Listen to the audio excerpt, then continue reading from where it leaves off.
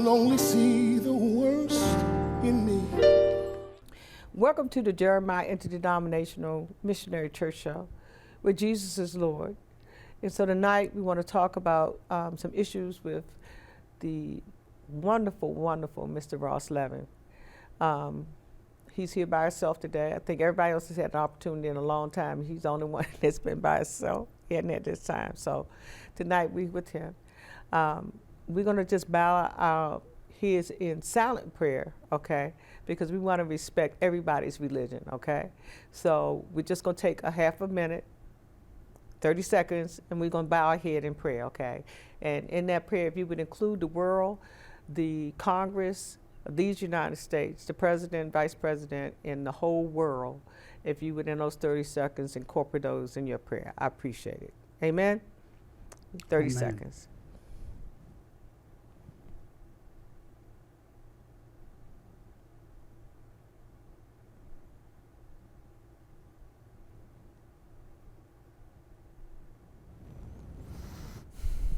All righty. Thank you, and thank you. So, Ross, introduce yourself, please. Sure, Paula. Thank you for having me again, Paula. Mm-hmm. I'm Ross Levin. I am the Executive Director of Roots of Mankind. I'm located in Prince George's County. We are a nonprofit, and we provide housing counseling services, foreclosure prevention. We do financial literacy, and we also provide veteran services. All right, that's a lot. Y'all do an awful lot. Absolutely. And I know you do. I just say that. But for these nice people that we have as our guests tonight that's watching us, we want to say thank you for continuously watching us. And I know that you know that there's an election coming up on November the 7th. That's a Tuesday. So you need to start doing your homework, because once again, I still have not seen really any publications out here in Bowie that tells you that there's an election even going on. I have gotten from 3 people that are running for city council. I think one time after one show I got 2, and then I just got one the other day.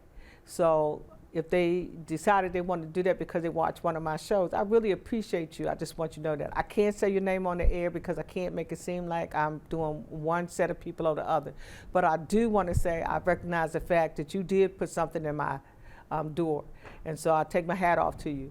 But the people in Bowie need to know that there's an election that's coming up. And they still have a little bit of time if they want to run for city council, or if they want to run for mayor. They have a few more days that are left. It's very few, so you need to call City Hall and find out if you're too late. If you're not too late, it's $25 in an application fee. So I'm just saying that to you. So if you check at City Hall and find out if it's too late, if you think that you want to run, one of the people that are running for city council, one of the people running for superintendent, if you want it for the mayor's seat, just call and find out. One never knows who might run and who might not run. But for all of those who are running, I'm asking you to please let your constituents know that you're in a race, okay? If they don't know that you're in a race, it's like you got 2 people there. Who the heck are they? You know, let them know that you're running.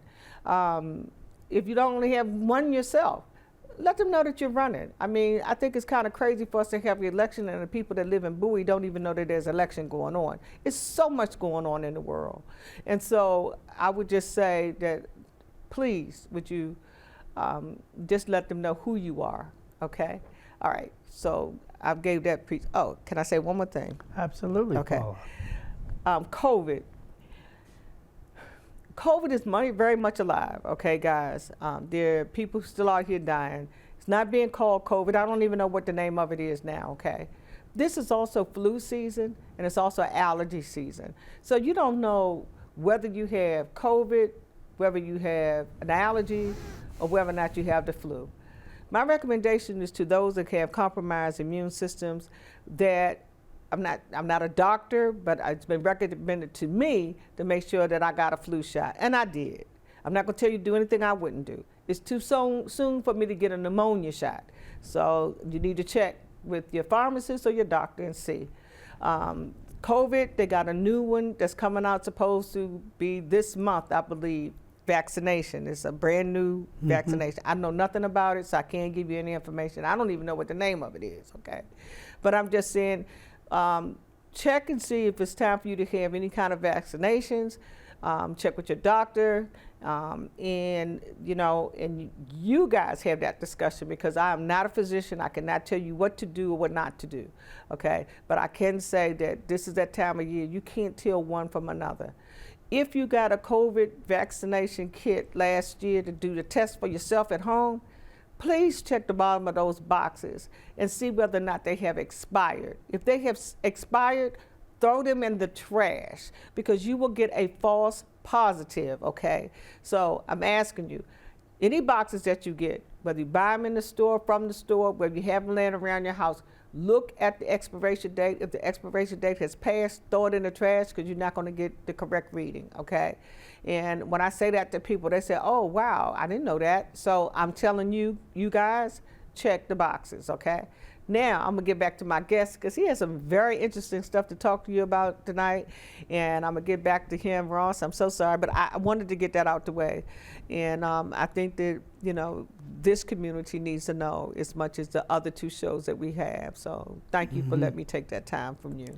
Absolutely, Paula. That's important things, especially the health, people's health, and with the winter months coming and getting vaccinations and getting ready for the flu season. I understand, or at least I hear, it's going to be a brutal one.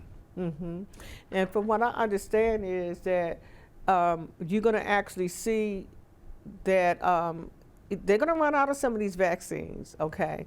So I would suggest that you go ahead and you get them now, because they're going to run out. But you can go ahead and tell us some of the interesting stuff that you know for 1 minute. I mean, not for 1 minute, you talk. I just want him to switch the camera over to you, okay? Okay.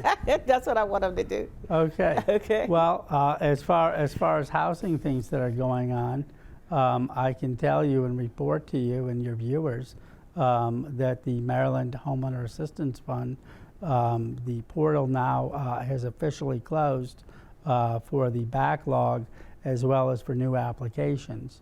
So what that means is that the applications that were currently pending, they're obviously being reviewed, but there are no new applications, Paula, for Maryland homeowners. And the program was an excellent program, and the program helped a lot of Maryland homeowners out of foreclosure, as well as have given assistance for utility bills, past due utilities, condo fees, homeowners association fees, and other past due assessments.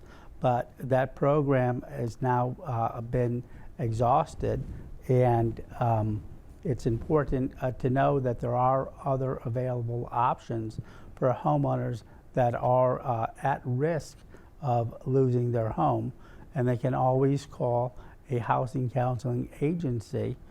Again, they can call me. Our phone number is 301-899-6800, or of course they can email me at help, HELP, at ROMKIND.org. It's important for homeowners to know that there is no more foreclosure moratorium, so that the foreclosures are moving very quickly in the state of Maryland. So Paula, your viewers definitely should know that there's help available for homeowners that are in distress and at risk of losing their homes. And that's always a good thing to know, because people just feel like sometimes that I have no options, and that's what we always try to give them, the options that they're out there that are available to them. And I think that it's most important for people like you, because they'll send them to a person that can assist them. Mr. Bell is another person that can assist them, and also that you work with the veterans very closely. And if they're having any problems, we reach out to them as well.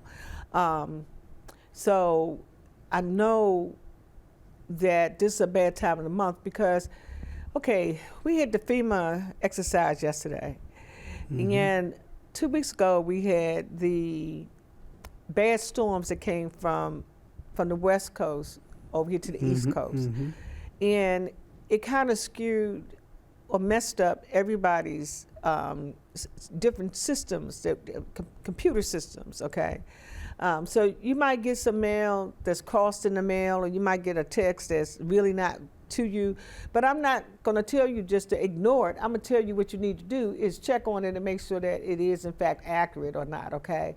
And once you call them, they will tell you, oh, I'm sorry, you know, it was a problem. But it is happening with your utility companies, it's happening with your auto companies, it's happening with your mortgage companies. So you might be getting, you know, information that's coming in through either text or through your mail, and it might not be accurate, okay? So don't be alarmed. If you know that's not true, don't be alarmed. Just you know, just call them and make sure that it in fact is true or is not, or you kind of make some kind of arrangements and stuff, because like you said, this is a bad time of the year, and it's bad for everybody. You know, I don't care who you are. So yesterday, FEMA did an exercise, and somebody told me that was the exercise. I was going to ask Commander Eagleson. He was running late. He's in the studio now. Okay,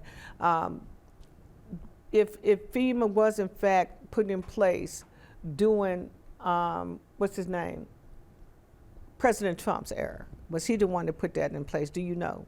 That I do not know. Okay, and it was just, to me, I wasn't really surprised, because we are coming upon an election, and we don't want to have what happened last time we had an election. We don't want that to happen, even though a lot of places in this country have already had elections, these small elections, which are very important. It's just buoy's time now for you to go out on November the 7th and to make a vote. And that's very, very important. Please do that. So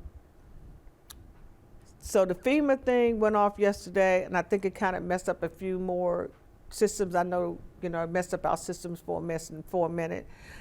So, you know, I'm just saying, don't be alarmed. Just check on things. Right.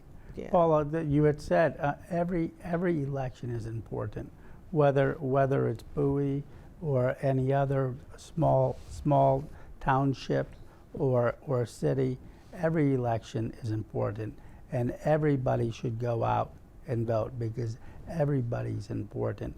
Everybody should go out, and their vote matters. Yeah, it really does, and whether you think it doesn't or it does, it really does matter, okay? Because these are the types of elections that whoever was advising ex-President Trump, whoever was advising him, did a very good job of advising him to make sure that he had all these small elections covered. Because all these places where he has lawsuits going on, okay, it's because he has people that are in place. And so I'm saying to you that you might not think that it affects you in any kind of way. I don't care where you live, it will affect you. Okay, we see the roots of that right now, because on the news I saw the other day, Ross, where the ex-President Trump has all these lawsuits that are sitting out there, and so many different counts, and he's still out on bail, and then from different states for different things, okay? And I think that somebody was telling me a lot of them was because he had put those people in place that, you know, that are not making the decisions on what to do or what not to do. I just think that a lot of things that are being orchestrated in the media, a lot of things that are being orchestrated right now, is keeping people confused, you know. Because I know that if it had been, I'm just gonna give an example. Now, how true that is, I don't know. Let's say if they found out something about the vice president. She's a female black person, right? Let's see that if she had some charges that was out there, they would have gotten her out the White House at a snap, okay? And I really don't understand. They had Clinton go on trial. They had Nixon go on trial. You know, there's so many people that went on trial that they weren't walking around in the street free. You know, for as long as these scenarios have taken place. And I just don't understand. I mean, where's our democracy? We're supposed to have a democracy in this country, and that's true. Everybody's supposed to be innocent until proven guilty. Right. But it just seems like to me sometimes the situation is a lot different for those. Like, why we keep on throwing these people that are in charge of Congress out of their seats? You understand what I'm saying? How are we doing that? You know, please explain what happened. I can't explain. I can't explain it. I think that we're in some strange times, and that's why it's important. Like I had said earlier, it's important that people go out and vote, and if people see what's going on and they don't like it, that they should go out and they should voice their opinion. And if they don't like it, then change needs to happen, and they should go out and they should write their congressmen and congresswomen or senators, and they should go ahead and make change happen. That's the only way things are going to change and get better if they don't like what's going on. Yeah, I just wish that, you know, we could, you know, really make you understand. I mean, we just didn't start with this Bowie election. We've been saying this forever. It is so important for you to go out there and vote. And young people out there, your vote does count. If you're old enough to vote, vote. But look up the information on the person that you vote for. I say this all the time. You can go out there and look the person up, is out there, and find out what they were doing when they first got elected, that they said they were going to do. And then you can look and see, did they do that? Exactly. Okay? And so that will give you some kind of idea on whether or not that's the person that you want to continuously sit in that seat during this election. Because people make all kinds of promises when they're running. But then as time goes on and they get familiar with whatever seat you're in, then they start kind of moving toward that opposition that they were saying that they were against at first, but now they're floating back on the other side and they're doing what those people are saying, and you said that I'm not going to go with that. So you need to see what they are, who they are, and did they do what they were supposed to do. I think that's so important, Ross, that Absolutely. happens. If their word isn't their bond, then you need to go ahead, because word is bond, right? At least it's supposed to be. And if they don't go ahead and do what they're supposed to do, Paula, then you know what they said they were going to do, then then there needs to be a second look. I mean, I mean, that's why people don't get reelected. But then some of them get reelected and reelected and reelected and reelected and reelected because there are no term seats, and then it's because no one is seeing whether they're doing what they're supposed to do. Well, that's Or they why said they were going to do, I'm sorry. Nobody's looking to see when they go out to vote, before they go to vote, if in fact that person has done what they promised them that they were going to do. Right. I agree with you, and that's why we're here telling your viewers that that's what they should be doing, is go ahead and look at what their campaign was based upon and what they said they were going to do, and look at what they did do, and that's why it's important to go ahead and vote and look at everything, and hopefully there'll be new people in office and some that said they were going to do what they did, and those people of course will remain. But yeah, I'm sorry, because I was looking for Commander Eagleson to give me a call back. I thought I turned my phone off, so please forgive me. I'll forgive you, Paula. Thank you. Always. Please forgive me.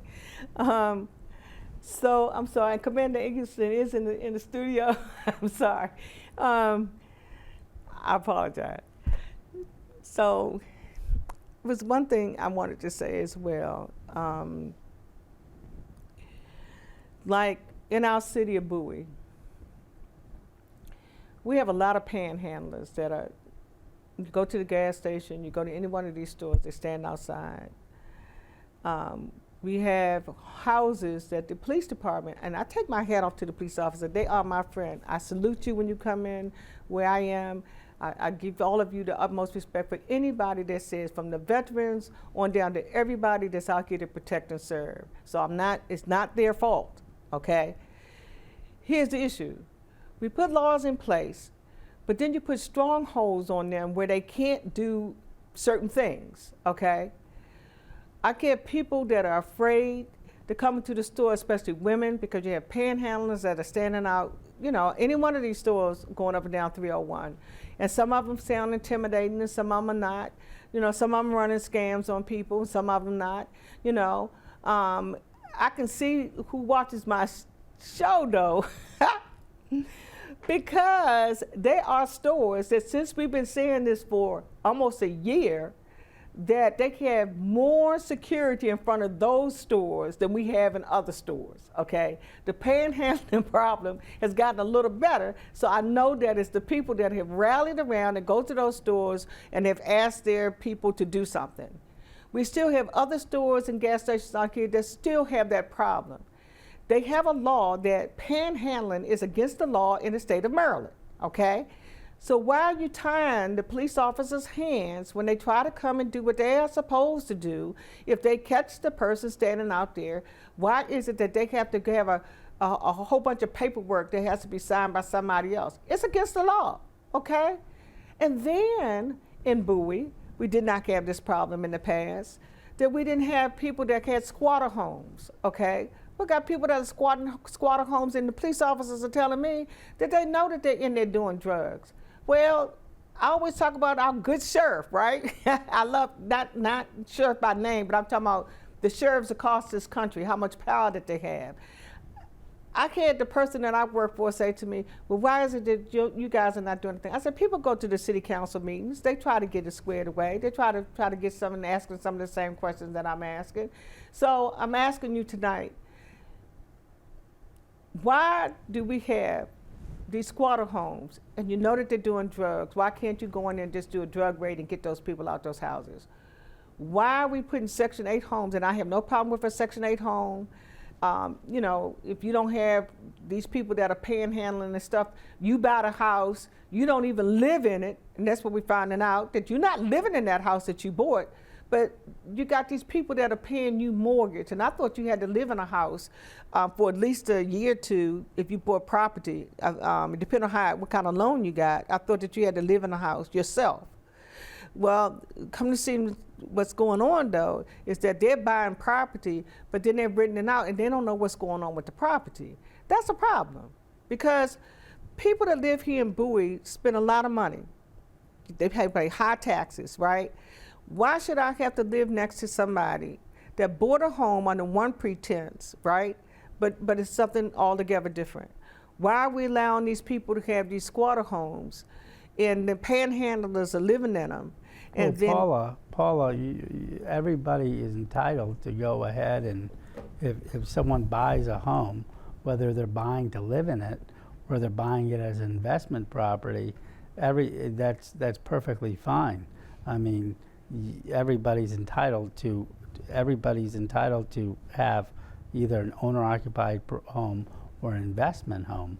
So, okay, I don't have a problem with you having an investment home, but there should be some kind of rules or regulations that I thought were in place for people that buy investment property, where you're not just allowing a group of people that come in there and stay, and then they standing on the street begging people for money. Well, you're talking about two separate things, but Paula. it stems from the house, because you got 5 or 6 people that's living in the house, okay? And they say that they have to stand out there and panhandle because they got to pay their rent. So who you renting to? That somebody has to panhandle out on the street to get the money to pay their rent? Well, that if you live in a homeowners association, maybe that you're talking about perhaps the community, but you can't go ahead and have somebody go ahead and if you've got a house with 2 bedrooms or 3 bedrooms or 4 bedrooms, you can have people stay there. You can't say that they can't. I mean, you got to be very careful in what we're talking about here, about people staying there and about what you're saying, because you're talking about panhandlers at stores, or you're talking about neighbors. They're all the same people, because the neighbors are the ones that comes to the stores. The neighbors are the ones that's doing the complaining. The neighbors are the ones that are scared to come into the community because you have this problem that's existent here. It wasn't here before. We didn't have those kind of problems before. And so what's the difference? That's what I want to know. So I'm not accusing anybody, but I know for a fact about some things because I sit and I talk to them. Okay, wow. I've even tried to get some of them to go to the veterans. I've talked to Commander Eagleston about the ones that say that they're veterans, are, you know, what it is that we can do to help them. Okay, so I'm not saying anything that the people that see me ask me those questions. I'm their voice, and they know that. I understand. So I'm asking a question. I'm not accusing, making accusations. I'm asking a question. I'm not saying you're accusing. I'm just saying that if people have housing issues, right, then they need to go ahead and speak to a housing counseling agency if they have housing issues. If it's indeed a housing issue. If you're talking about panhandlers, okay, then that's something completely different. Well, see, those panhandlers live in these houses. I think that you don't have that problem where you live, but I'm saying that we never had that problem in Bowie, so I think that maybe you can't relate to what I'm talking about because you don't have that problem. But if you live here in Bowie, there's a problem. There's an issue, okay? I don't know what the rules and the regulations are. That's why I'm asking. Your loan modification or foreclosure, man, you know all those things, different things. That's why I'm asking the question. Because I've been asked to ask the question, okay? Because for the guests that come onto my show, I don't know the answer. I know that it's terrible that if I'm living in a community and I'm paying all these taxes in that community and people are being allowed and they know that they're their neighbor that's out there standing on 301 at that light at Mitchellville Road, panhandling, okay? Or they are standing in the roadway, flagging people down. That's what we're talking about. Okay, here, right. But I know that that's my neighbor because I see them come in and out the house. Right, that's what we're talking about. So yeah, you're talking about the people in standing in the road and at the store and panhandling. That's what it is. That live in this house that I'm talking about, or live in these houses that I'm talking about. I understand. I understand. I don't have an answer for you, but that's not a housing issue. That's not a housing issue. Maybe these people reside in Bowie in the house, okay, or they stay in an apartment, or they stay in a townhouse, but it's not a housing issue. So they're panhandlers that are doing it on the street or at a store in Bowie, but that's not housing. I understand what you're saying. Yeah. Because I mean, that's my neighbor, and the neighbor that bought the house is not living in the house. They're not living there. Somebody else is living in the house, and somebody else is renting the house out because the guy say it. The guy say, I got to get $20 together before I can go home. That's why I'm saying out here. I understand. Okay. I understand. So what do you do?